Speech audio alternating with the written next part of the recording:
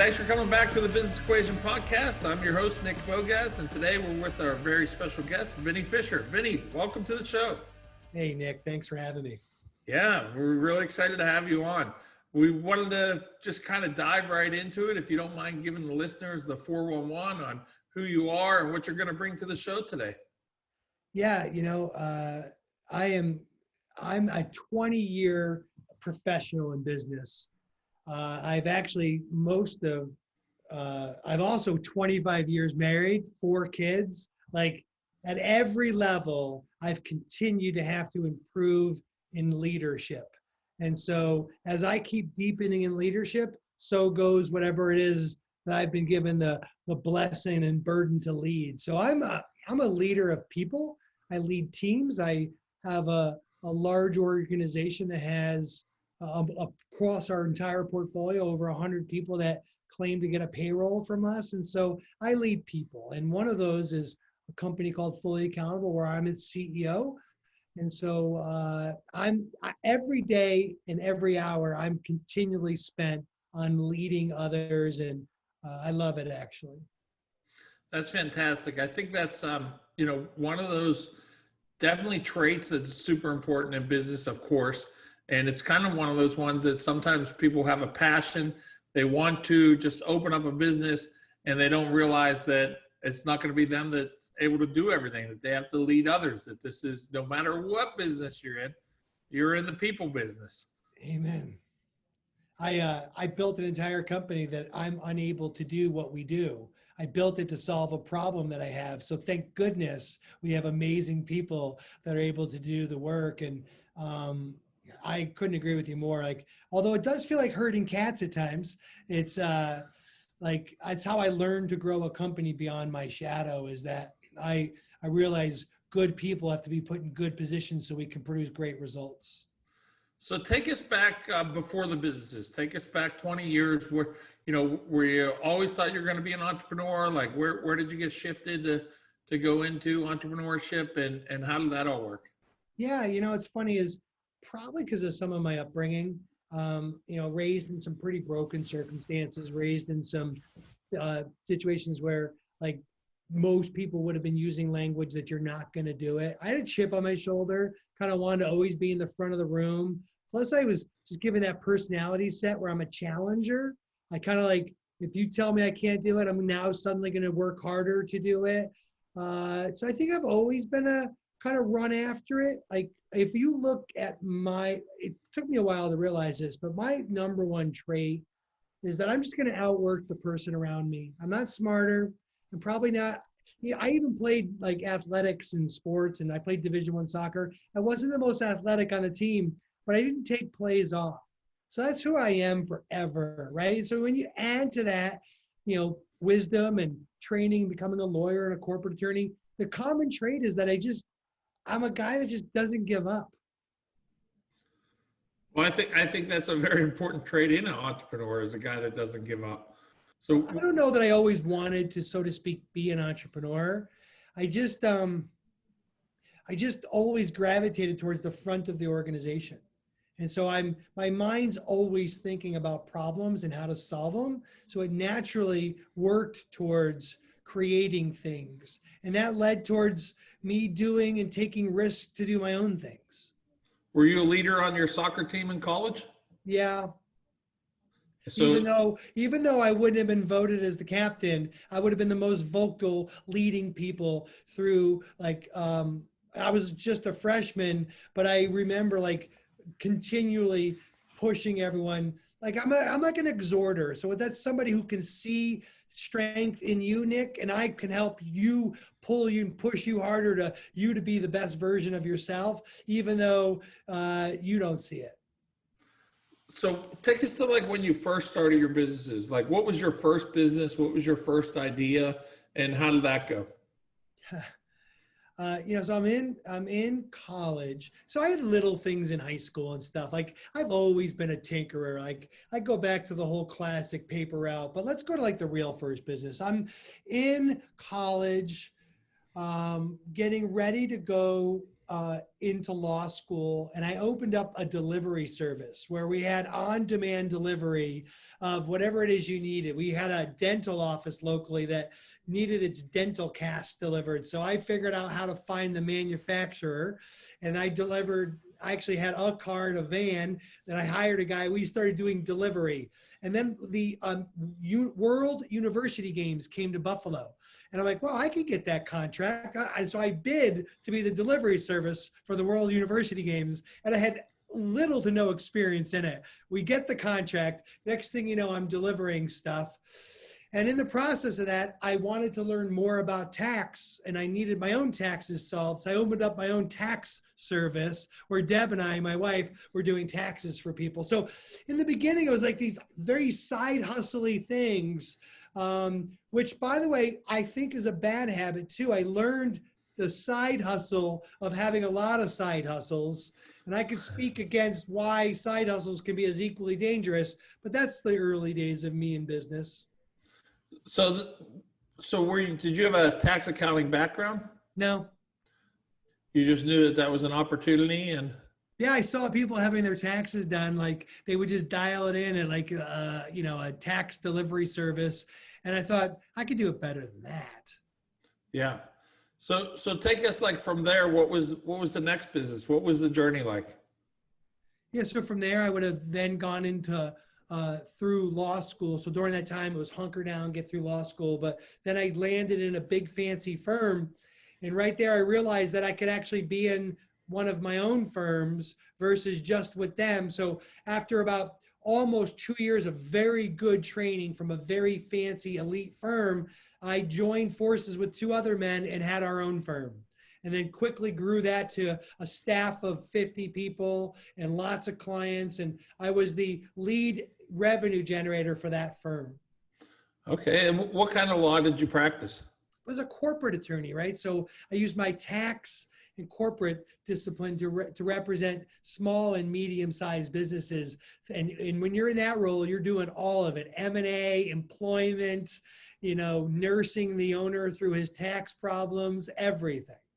And then I would imagine with the firm, I always speak that it's really important to have the right lawyer, because I know a lot of times people will ask me like, what's your biggest mistake in business or something like that? And I go back to where I always thought that a lawyer was a lawyer. Like if you just, you got a problem with real estate, you get a lawyer. If you've got a problem with an employee, you get the same lawyer. I didn't realize that you need to have a specialized lawyer. So I always preach that. Like, I'd imagine your firm had specialized lawyers for every I would never handle litigation, Nick. Like I remember this wonderful, and she's still a great attorney today, Mary, who was this killer litigator. And when I'd have a client thing, I would just bring Mary in. I would never do the litigation. I wouldn't even consider the idea of doing the litigation. And so you're totally right about that. I also think that when you're hiring a professional, a lot of it is kind of a relational context. Like if you aren't trusting the advice you're getting from him or her, there's going to be a relational component to hiring a professional. So I think it's both a competence, got to have core expertise, and there's got to be this trusted advisor piece. Like if you don't really want to trust the person, then go find another one. Yeah, no, I think you're absolutely right. In the beginning, when I was opening the business, it was like, hey, use this lawyer. He's a friend of the family. Yeah. And then, a year or two later, we had problems with the way the contract was written. He was like, well, that's really not my specialty. And I'm like, okay. Because it was more of like a DUI lawyer than what a business lawyer. So I'll be honest with you, that speaks to professionalism. I'm not going to knock that attorney, but that's the situation where if we're really trying to act as the best professional, we won't just take an engagement. We'll try to help the prospect or even client get the best out of their engagement. And so I think there's a value in professionalism where we could use to maybe turn down work we shouldn't be doing. Yeah. And I think to be fair to him, he was like, oh, I'm a family friend. I'll help this kid out. He didn't realize it was going to be like, 8 years later, I've got a multi-million-dollar business. I think he just thought, I agree. Yep. Yeah. And you want the $5 for the home job treatment of getting it done at that level. And right? Absolutely. Yeah. 100%. But I think now, looking at like the relationship I have with my lawyers, it's kind of like what you're saying. Like, during this whole time with COVID, I got a phone call from my lawyer, and I was like shocked. I'm like, oh, what's going on? What does he need me for? And he just wanted to know I was okay. I thought that was fantastic, really cool. you know, because as busy as they are and everything, to take time out to say, hey, how you doing? Just wanted to see if everything's fine. I thought that was pretty genuine. Like you said, you have to have that kind of relationship. And I think it's Well, really that's important. a good egg. Keep that one around. Yeah, no, absolutely. That's good. So from there, from the law firm, was that, you know, I'm assuming you have other businesses than just the law So firm? in late 06, early 07, a referral comes into my law firm from my accountant about what fast forward was my business partner, but he came in, this young internet kid who needed help in some of this corporate stuff. And we were sitting there chatting, and I just knew nothing about the internet. I didn't even know what a domain name was. And I was like, does this business even really work? And he slid over his bank statements to me, and I realized, oh my gosh, I got to learn more about this. And so fast forward a year later, we were business partners. I started and almost completely wound down my law firm and jumped into the digital world. And I've been there hard charging since 07. So from 08 through almost through 2010, we had probably one of the largest digital publishing companies doing almost 100 million in revenue. We came out of nowhere, sold off that, a big chunk of it, forgetting what part broke. And then we opened up a web hosting company where we really blew the doors off. I had hundreds of people on our team doing all kinds of crazy stuff. Now, tragically, I broke that one and wrote a book about breaking it. And then from there, I set out to join into the health industry, where I had a health supplement company, and I was in mass market health supplements, and fell in love with the space because of our lifestyle and what we do, and was able to grow that up. It was in there that I realized I had a massive issue in my leadership, where I had a really bad relationship to the bottom line or finances. And so I set out to fix that. We sold that company, and inside of it is what birthed what is today Fully Accountable. And that was 6 years ago. Wow. So you really found what was broken was the leadership. Is that what you're saying?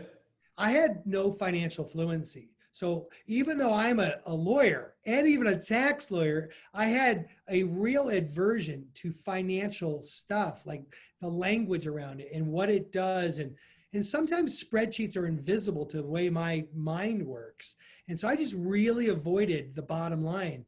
And so I always grew gross revenue and tried to solve every problem by growing revenue. I was walking on stage at this big fancy event, getting a Marketer of the Year award. And I leaned over to my partner and said, wouldn't it be hilarious if this audience knew when we were half the size, we were more profitable? I had no relationship to the bottom line. It was this massive leaky bucket. One day I woke up and realized it's actually not about how much money we drive. It's about what we keep. And it took that simple change in my life to set me on a trajectory to massively change the way we not only lead this business, but hundreds of businesses that we're involved in. It was a change in me solving a big problem. And even though we lost a lot of revenue in the process of getting there, it was about the best thing that ever happened to me. And did that birth the book behind you, False Profits? Yeah, so it birthed, this CEO's mindset was birthed out of that broken web hosting company, and False Profits was birthed out of kind of the journey of how we built Fully Accountable. And so, by the way, Nick, I'd like to give my team, we have a gift for every listener at fullyaccountable.com/business equation. You can get our books for free. All you have to do is enter the info and we will mail them to you. We're not trying to get rich on me being a best-selling author. We want to help people. But this journey of False Profits is truly for the leader who can have a real relationship to the top and bottom line of their company. And so the punchline is, it's not the top line that pays you.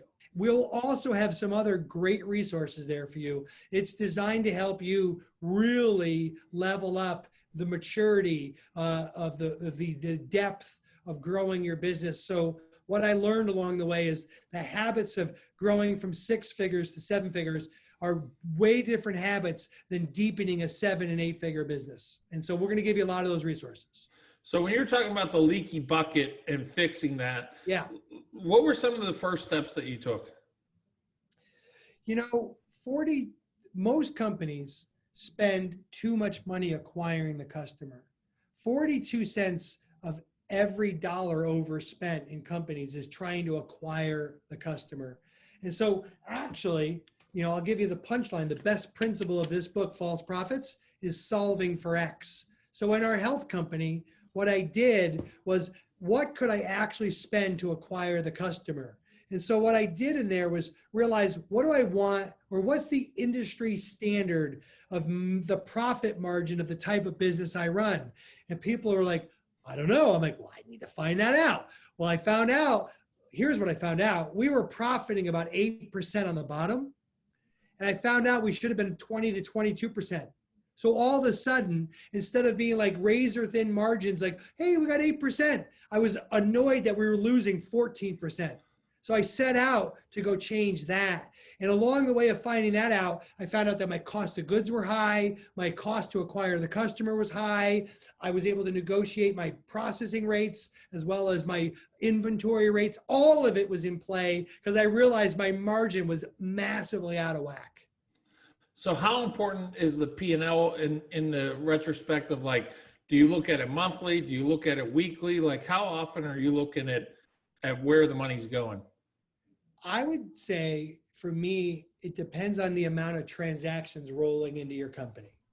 The more transactions a day, the more you should be looking at that stuff a day. So in our health company, we're doing almost 4 million a month of revenue. In there, I want to watch the cash showing up in the bank every day, because if I don't, I might find out I'm missing a bunch of it. So people are watching cash deposits every day. If I'm in a business where I have an agency, no different than Fully Accountable, maybe we can watch it weekly because the transactions aren't as so many every day. And so to me, the amount of transactions will dictate how often I look at those things. That makes sense. And I think, how about the overall look? Like, when you're talking about making sure that the money's coming in, is it something that you sit down and break down monthly, quarterly? Like, rather than like the actual, like you were talking about the actual profits. Like, when so I would say this, something I learned. Again, I want to put a disclaimer. I was a tax lawyer and I didn't even get this as a business person. There's two bites at the apple. You and I both own a business. And so everything is designed for small businesses to be flow through to you and I. But the other bite at the apple is to have a formal running of your business.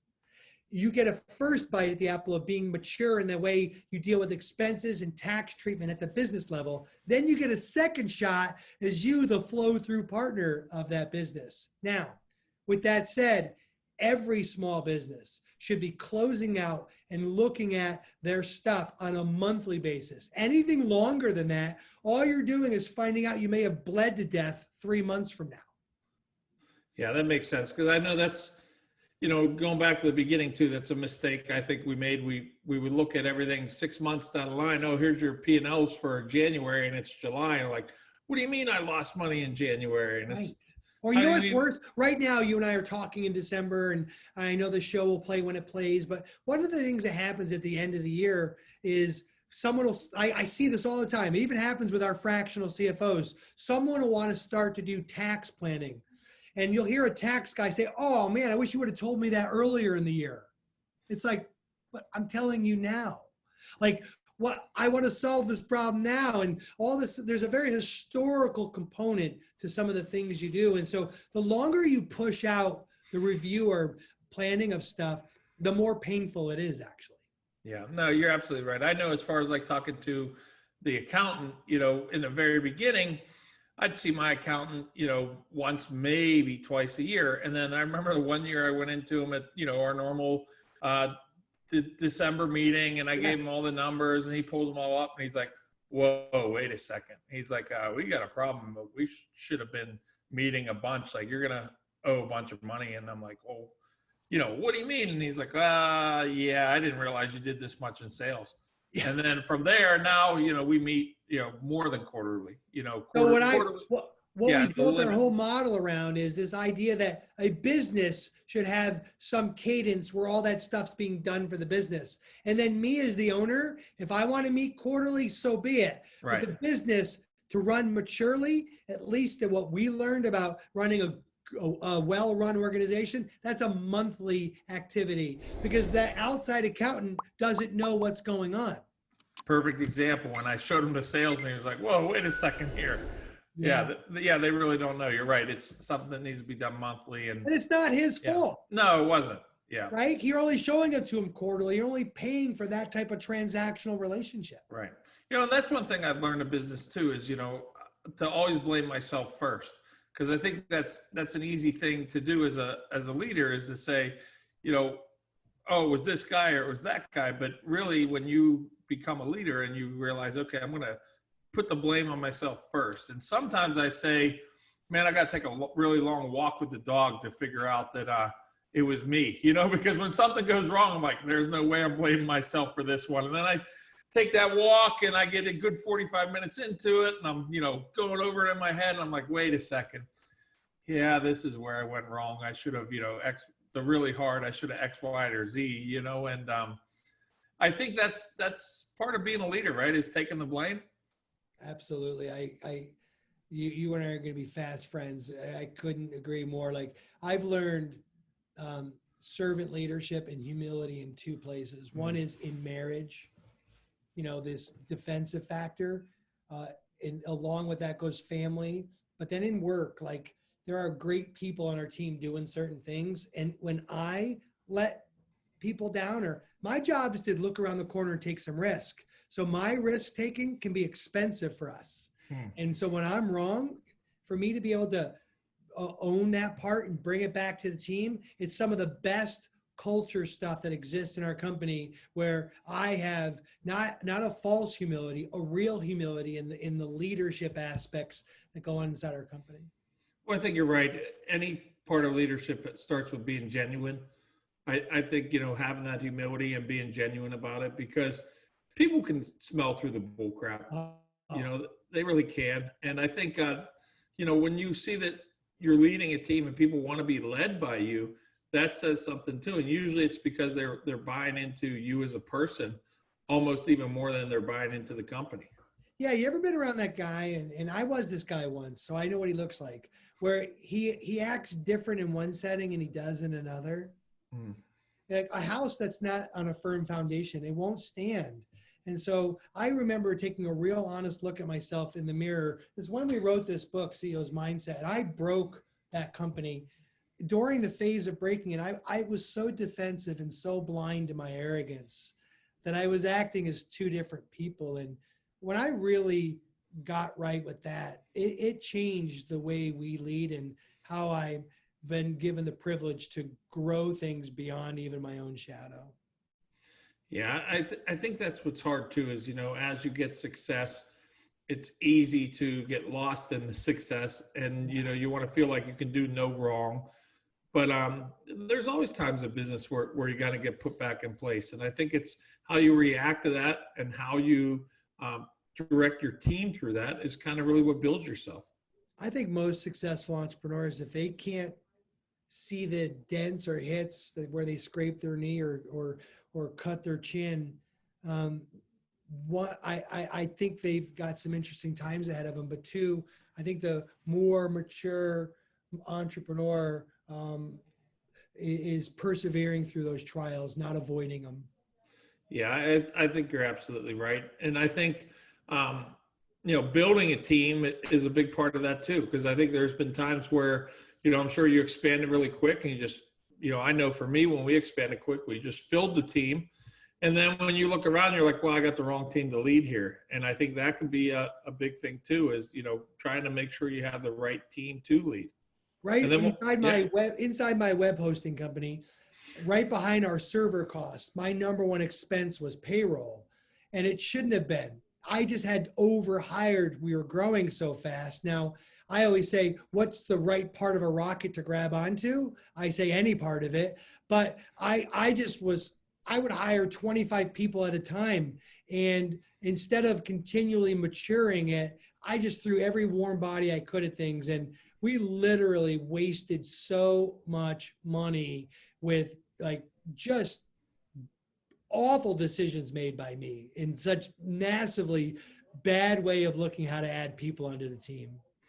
And how about those times where you did get beat up and made the wrong decisions? Like, how do you keep that mindset to keep going in the mindset that you're doing uh, things right and that you have a positive mindset? And like, how do you find yourself growing through those times?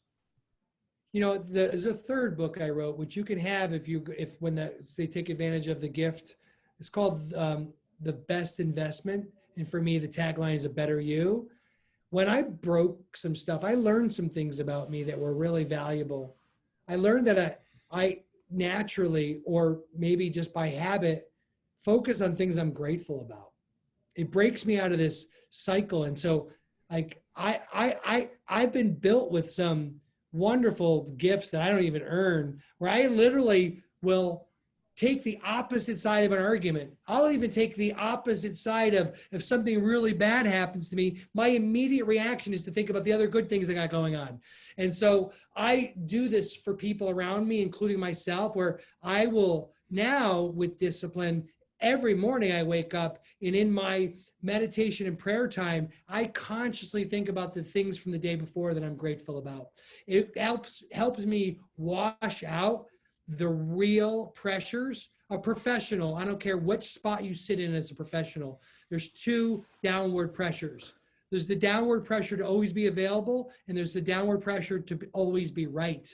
And so because of that, there's this massive stress that goes along with running an organization or helping other people. And so for me, the weapon of taking a break and being grateful is about the only thing that has stood the test against those two downward pressures. Would you talk about those two downward pressures? I haven't heard anybody put it like that, and I absolutely love that.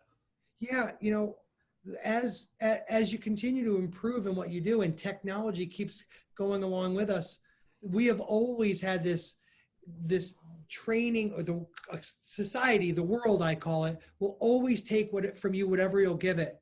So you're always needing to be available. I remember as a young leader and lawyer, I have plenty of examples of pictures and videos of my family when we're in like celebration things where dad's on the phone in the middle of a birthday song, or like running around in the background, or I'm missing from a picture. And I was always available to the client because I thought that was the way the professional relationship was supposed to work. Fast forward, in anything you do, even if it's a product business, always being available means you're trapped in the world. But the world will always give or take whatever you'll give them.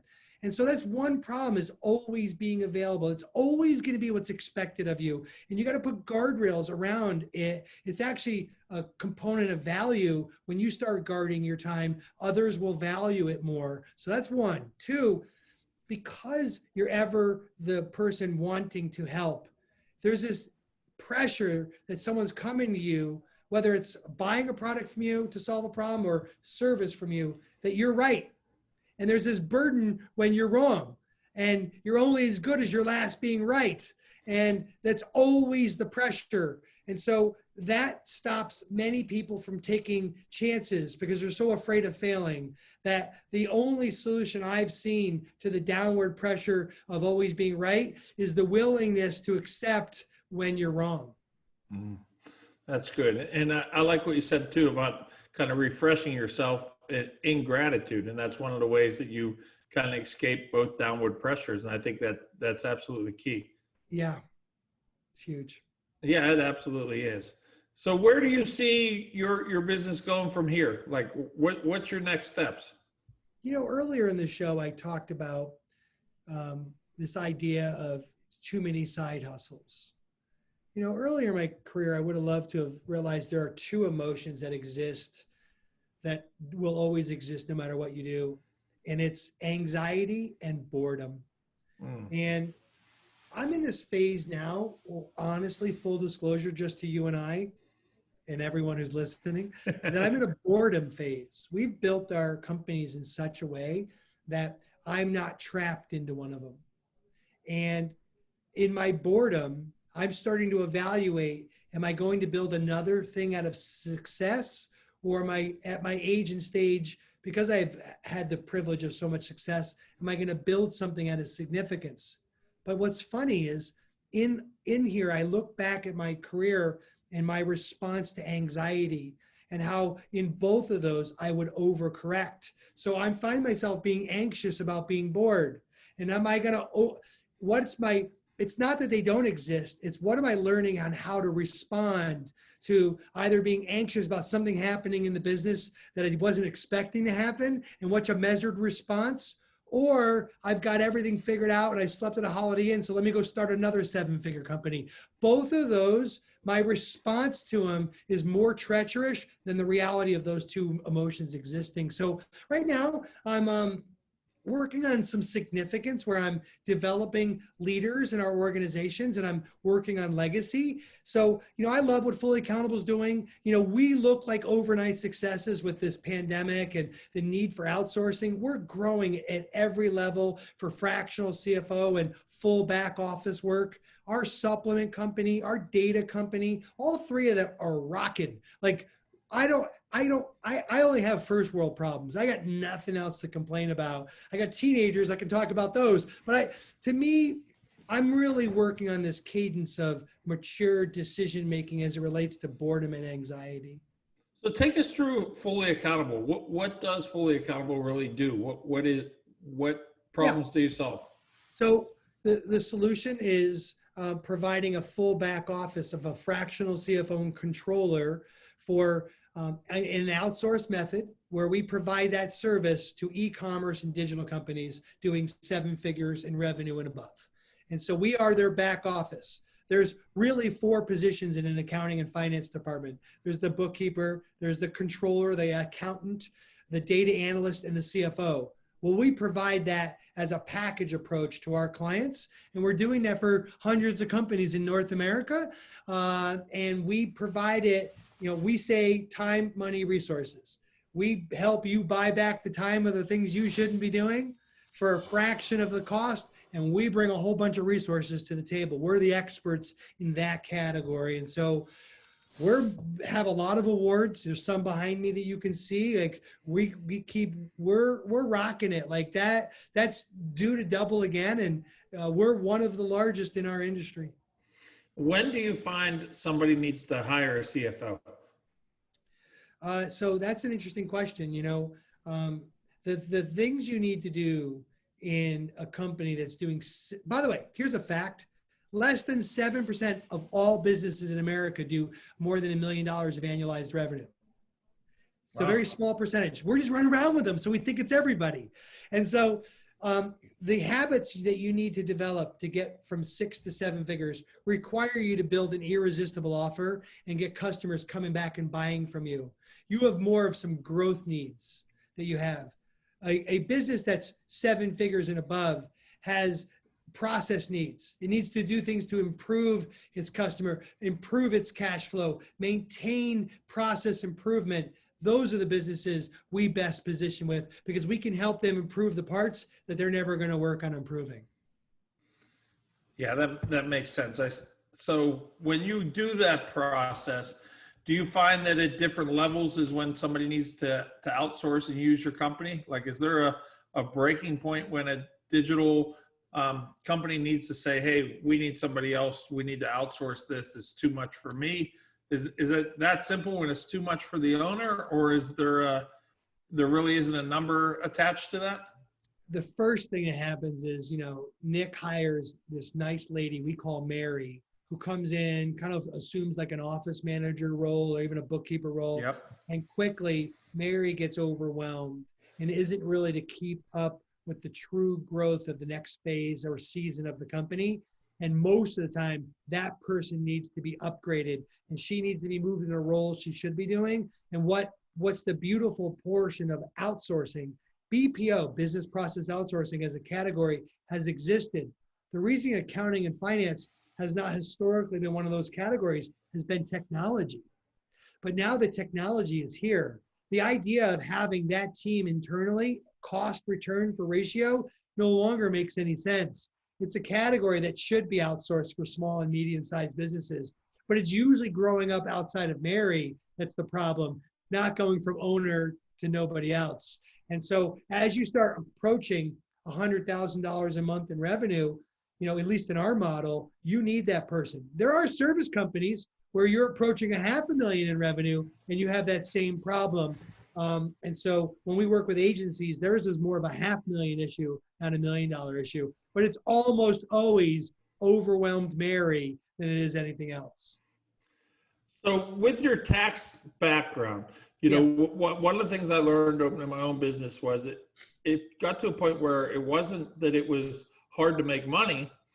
It was like, how do I keep the money? Yeah. So how important is that? Is the accountant, is it finding the right CPA? Can you talk on that whole process of how really important that is to the overall success of the business? I really encourage everyone to at least read the first chapter of CEO's Mindset, because I named the book after the first chapter. You need to get your mind right. And there's a difference between having an offer or offering a product or a service and a few people get it. But once you start gaining this momentum, your job has to shift from just doing some of that to running this organization, this thing that maybe you didn't even sign up for. And there's a maturity to that. Well, that same maturing happens in the planning that goes around you as the entrepreneur. Like I say, phase 1, phase 2, phase 3. Phase 1, let's make sure we're filing a tax return and we're maximizing expenses and we're paying bills. Let's do everything we can to not give Caesar a penny more than he's due. Well, phase 2 all of a sudden kicks in. What can I do to be proactive to make sure I'm not giving that away? What dollars can I invest in proactively to make sure that the business has a layer of that and me as the owner has a layer of that? And then phase 3 is like, all right, what can I do to defer those taxes or wealth planning? All of that, it falls in line with the maturity that also goes along with revenue and income accumulation, right? You start to mature. I see fellow colleagues of ours who want phase 3 planning when they're barely in phase 1 of where they are in their life. And so there's this growing up in it. And the most expensive thing that happens to a business owner is twice a year, they write a big old check to our friends at the government. Uncle Sam loves you twice a year. And what I learned is that I hate paying tax. I hate it. I hate paying a penny more than is due to him. So once I started realizing there's mature things that I can invest in, when I changed the way I think, I got more professional in the operation of our business and I got more mature and I keep maturing. And I don't just accept things where I was before, an old habit. I got to continue to keep improving on that. I think you hit on a key note there for sure. A lot of times people get out of college or whatever it may be, and they're like, well, I never have to read another book again, or I don't have to learn anymore. But I always feel like I'm a lifelong learner. And Yep. and that's just kind of, another just key to the success is, having the right mindset that, hey, I don't really know about this, but I want to learn about it. And, there's so many resources nowadays, from books to YouTube to podcasts. I think really I always say, if you don't know about something, just go learn about it. Like it's so easy to kind of fill that void that was left there before. And I think another part is when you start looking at social media, it always gets a bad rap. A lot of people talk about how you waste your time on social media, but you need to clean up your page if that's the case. I mean, you can start following people with positive messages or what you want to learn about. You start following them, and before you know it, you're learning through your social media. I always make a habit of every couple of months going through it and cleaning up the negativity and just putting in great people that I want to keep seeing their message. Everyone defines success with a different kind of litmus test. Some people define success by what's in their bank account, others by the friendships they have or the people that are in their lives. Whatever your measurement of success is, the one thing I know is true. The people who seem to be the most successful in a category are the ones who are not only learning, who are always learning, but they're always trying and doing the things they're learning. So I would say, if you really want to pay attention who someone is a little bit ahead of you in your success category, I promise you that they're always learning and they're always trying the things that they're learning. Those two equations are where massive successful people live. Yeah, I think that's great. I think if that's one thing that's drove me crazy about COVID is I love going to at least one or two seminars or retreats a year, Yeah. and not being able to do that. And I've tried some of the virtual stuff, and it's not the same, because there's the distractions at home that you don't have when Yeah. when you're sitting there in a hotel lobby or wherever it may be, a hotel ballroom, or convention center. It's just so different. So I think that's what I do is find other ways to learn. Then I really, my kids always watch YouTube. I don't even know why I have cable anymore, but I never really watch YouTube. So it was like, that's kind of what's filled the void, I guess, of not being able to go to seminars for me. Has just been watching a ton of YouTube. I'm like, I want to learn about this. Usually I'll watch somebody for 10 minutes and you can tell if you want to listen to them or not, is really what it comes down to. But there's so much great stuff out there to keep learning. Yeah, I totally agree with you. I think this habit or developing this habit of learning is a real habit someone can do. So I don't think it's like too late an old dog can learn those tricks. But because I have a habit of learning, so does my family, my children, my wife, so does all of the culture of my executive team and the people around us. Like I don't try to create second-class citizens, but you almost feel compelled to learn when I'm eating my own dog food because I'm doing it, other people are doing it. Right. So take us through some of your leadership things that you would tell a new leader, things that you tell a seasoned leader. I really want to get your take on that today as well. So it's all about people. Now, it's all about people because I have a high emotional equivalent. And so I like people over process. So a process person listen right now will go, it's all about the process, not about the people. All right, I'm not here to have a debate about that, but I will say this. Chapter 2 of CEO's Mindset is all about people. And the thing I learned the most about business that I think lots of people have kind of got this maybe a little bit wrong, the core heartbeat of the business is you or me. We're its core heartbeat. So if I'm not aware of all the values that kind of through my own environment and nurturing are important to me, then I'm going to be unable to have a healthy relationship to my heart. Then all of a sudden I'm going to have everyone around me that may or may not be on the same path or mission that I'm on. And we're going to have kind of a problem. And so I look at the way we hire, my defensive culture. I look at, if you go to Fully Accountable and you look at our values under the About Us page of caring, competent, and committed. And by the way, it's caring, committed, competent. But if you look at those sub things about those three values are me. Those are all the things that I stand for. And so we use that in a way to guard against and make sure we bring the best people on our team. And I'm always working at defending that, not because Apple had some cute core values that once we went and found. I did the hard work of learning things about me, such as like, I was raised in an environment where lying was appropriate. So at all costs, we will say that and do the right thing regardless of the result.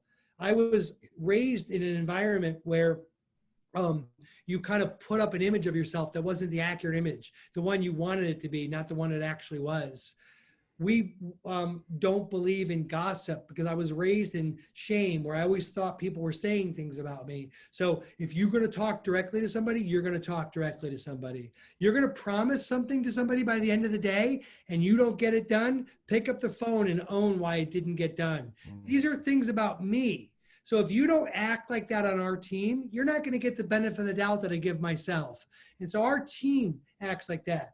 We don't have finger pointers. And if we do, they aren't around for very long. So a lot of it becoming self-aware. And I think that's what you're talking to, is like really knowing who you are and what matters to you, right? Yeah, and I could just pay attention to some of the triggers. Like some of the things that I even trigger myself about, or pay attention to where you like feel like you're hammering on somebody. It's just you projecting some of your own issues onto them. And so once I started doing that homework, and I had the privilege at this point of having a couple thousand employees, right? So I had a lot of team. So I learned a lot of bad things. And so I also wrote about how you can do that and learn from a lot of my lessons on maybe speeding that up to figure out your heartbeat. And then you touched on something real quick too. You mentioned emotional intelligence. Yeah. How important is emotional intelligence, and is it something that somebody can still learn? I think the more you become aware of yourself, the more you have some identity of who you are, I think you'll spend less time being deficient, lacking identity, and less time worrying about how people feel about you. That you can hear criticism, you can learn things about yourself. You're willing to ask people about maybe some of your blind spots. So I think the heart experiences all kinds of emotion, and that whatever comes in then goes to the command center of your head. For me, scripture is important, and Jesus gave a real principle: say, take captive every thought. His advice was, some emotions are going to get up there in your head, and it's going to get all switched around. You need to take captive those thoughts. And so if you don't know why you're having some of those thoughts and how you're reacting to your own emotions, it gets really hard to effectively be aware for yourself and lead others. And with all that being said, also, I would say it's super important when you're talking about being self-aware and emotionally intelligent. Is there a part of that too, where reading the room becomes really important too, to realize who you're speaking to? Yeah, but I don't think if you, again, that house on a firm foundation, I think it gets a little easier to read the room when you know where you stand in the room. And so it gets a little easier to, if you think you're reading it from the middle of the room, but you're supposed to be standing in the back left corner, you're reading it wrong. So you're so busy worrying about where you belong in the room, you're not paying attention to reading the room. So I think the more you can be grounded in the room, some of it's a gift. I walk into a room and I can immediately assess who's in charge of the room and some of the power vibe of the room. But that has improved as I've worked on my own identity in that room. That makes sense too. And I think everything you're talking about is, goes back to what you started with, is the leadership. Yeah. Where where you stand and how you guide certain people. I guess the other question would be is, do you teach and nurture somebody, each person the same, or do you adapt to the way that person is as maybe their personalities? So our teaching and training is in a sense, it's the same. There is a certain discipline we want to teach or train. What we might do is change the vehicle of that training based on things we've learned about a personality. So for example, if you're in our company, you must put in the first sentence an email to me what you want. My mind will not read the body. I'll start with the top and the bottom. Now, some people in our company, like our COO, Rachel, I have to write her a whole explanation. I can't just walk into her office. Well, I might be able to, but people shouldn't walk into her office and surprise her. She wants to think about it. And so we will deliver the information through a vehicle that's going to help somebody the way they hear it. But our structure of our teaching and training is usually the same. It's the vehicle, how we deliver it, or the way we want to talk to somebody that gets modified. Vinnie, you have been fantastic. If people want to get more of you, where can they get more of you? VinnieFisher.com. My social handles are Vinnie Fisher. You can get a lot of me there. We have people in our media team that help me manage channels. So we amplify a bunch. You also can learn a lot about us at fullyaccountable.com, or, if there's something you need, you're not sure what you need. We through this whole pandemic set up We Care at fullyaccountable.com, and we get the craziest requests there, but we're also inviting them. So, those are the ways to get us.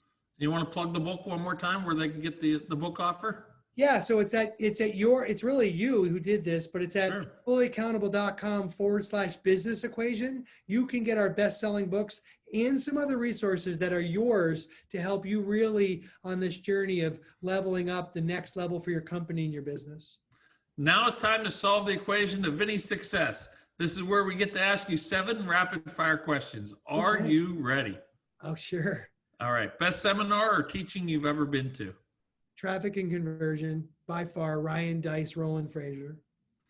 Favorite item you bought recently under $100? Oh my gosh. That's a great question. It's this little charging unit that I have on the wall right there for my phone. Awesome. Name an idol or hero of yours that you've met in person. Um, a guy named Jeff Bogue, who's the senior pastor of the 58th largest church. He runs a gigantic organization. I just love his heart and mind and how he's always striving to deepen his faith. Favorite book to give as a gift. Well, I give out the Bible a lot, so that's my favorite gift to give out. It's the best business book I've ever read. Something you do every morning before you brush your teeth. I drink a glass of water. Your personal mantra or favorite quote.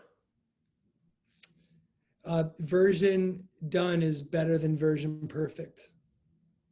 Place you go to decompress and reset. I go for a walk in the woods. Vinnie, thanks so much for joining us today. I think it was a great conversation. I hope our listeners are going to get as much out of it as I did. And thank you so much for it. And fantastic. Thank you so much, Vinnie. Nick, thanks for having me, buddy. Really enjoyed today. I love your it was energy, great. by the way. I can see why people enjoy your show. Thank you. Thank you very much.